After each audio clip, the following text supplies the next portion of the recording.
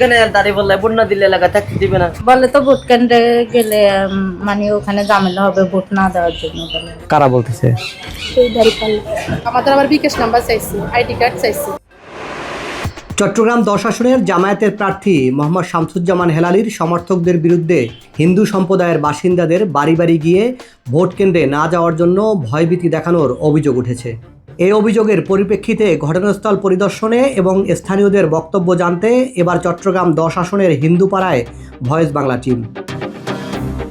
30-35 জন মহিলা বোরকা পরে পরে ঢুকতেছে, ঢুকে ওদেরকে ব্রেন ওয়াশ করতেছে যে আমরা যদি আসি, যত মানুষ জেলে আছে আপনারা আওয়ামী লীগের, আমরা খালাস করি, ভোট কেন্দ্রে ভোট হবে না, এমন তথ্য চড়াচ্ছে।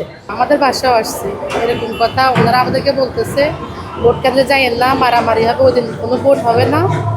তারপরে আমাদের আবার বিকাশ নাম্বার চাইছি, আইডি কার্ড চাইছি। ভোট কেন্দ্রে গেলে গন্ডাগোল হবে, ভোট না দেওয়ার জন্য হিন্দুর বাড়ি বাড়ি দেয় বলতেছে যেন ওরা ভোট কেন্দ্রে না আসতে, অনেকে তো ভীতু, ভয়ে প্রতিতে আসতে পারবে না।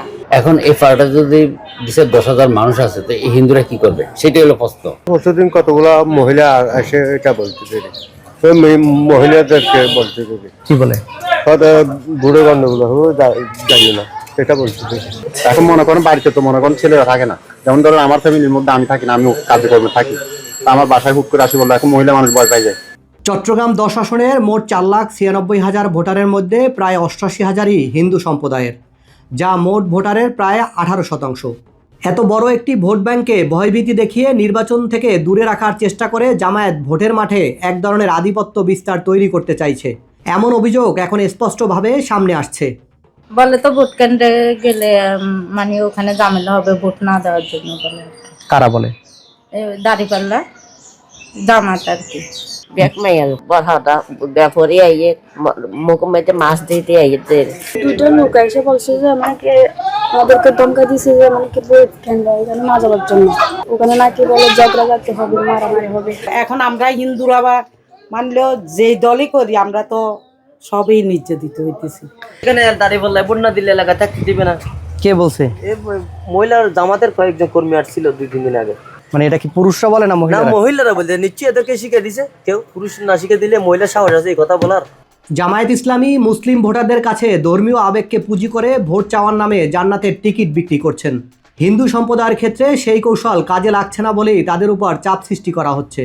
প্রথমে যেটা ছিল ধর্ম দিয়ে চেষ্টা করছে ধর্মীয়ভাবে এটাকে বিভিন্ন গতিতে নেওয়ার, এখন যেটা হচ্ছে সেটা অর্থনৈতিকভাবে চেষ্টা হচ্ছে। বিগত সরকারের সময়গুলোতে যেরকম ভয়ের কারণে মানুষ ভোট কেন্দ্রে যায়নি, ওরা ভাবতেছে এবারও যদি এটা করা যায়, সব কিছু মিলে জামাত মানসিকভাবে একটা টর্চার তৈরি করতেছে জনসমাবেশে। জামায়াত ইসলামের রাজনীতি বরাবরই এক ধরনের গুপ্ত কৌশলের উপর নির্ভরশীল। দলটি প্রকাশ্যে যতই সরকার গঠনের মতো জনপ্রিয়তা দাবি করুক না কেন, বিশ্লেষকদের মতে বাস্তব চিত্র ভিন্ন। তাদের এই আড়াল নির্ভর রাজনীতি বরং জনসমর্থনের সীমাবদ্ধতাকে স্পষ্ট করে তোলে। সাইফুল ইসলাম, ভয়েস বাংলা, চট্টগ্রাম।